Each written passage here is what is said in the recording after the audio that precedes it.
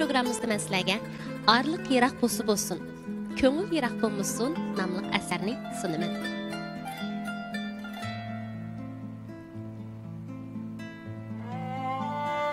O'quvchilarning bir qitimliq jidal mojarosini ayirgandan keyin o'qituvchi ulardan mundaq so'rabdi. "Qani kim aytib baqidi? Baya ochiqlangan vaqtinglarda nemishqa qarninglar yetilib ketguchi vaqirab chaqiraysizlar?" O'quvchilar bir oz o'ylangandan keyin ardin biraylan javob beribdi. "Men qarasam, u ishni odil bir taraf qilmadi. Shunga buningdan keyin diqqat qilsin deb shunda qilgan."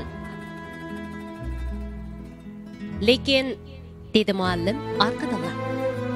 "Nima uchun ochiqlangan odamning oldinda tursa, past ovozda aytgan har bir ig'iz so'zlaringni aniq anglay oladigan tursa, yana nimishqa baqirib chaqiraysan? Ishlarni muloyim ovozda maslahat bilan hal qilgan bo'lmasmidi?" O'quvchilar damonliqqa qanday javob berishni bilolmay turib qoldi. Muallim ularga qarab kulib turib, "Xafa bo'lgan odam qarshi taraf bilan yaqin turgan taqdirdimi, qalb orliqi bakmo yiroqlab ketgan bo'ladi.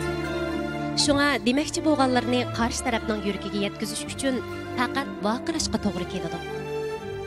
Yurak qancha yiroqlashgan sari ovoz shuncha qattiq bo'ladi" dedi.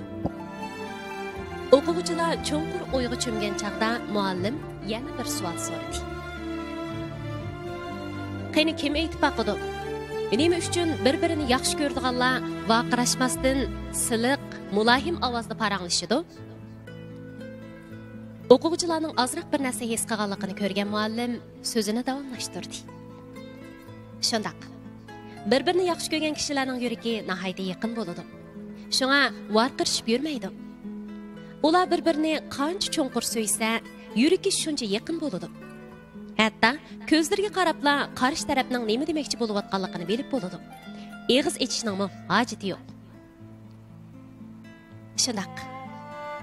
Odamlar o'rtasidagi munosabatda ziddiyat va to'qinishdan saqlanqili bo'lmaydi. Ammo mayli qanday vaqtda bo'lsin, ko'ngil yiroqlab ketmasin.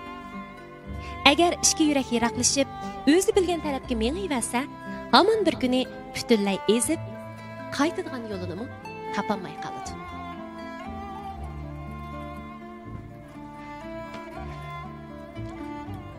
Qadrli ko'rman do'stlar, bugungi Alkuy oqshimi programmamizning oxirida men sizlarga "Arliq yiroq bo'lsin, ko'ngil yiroq bo'lmasin" nomli asarni sundim.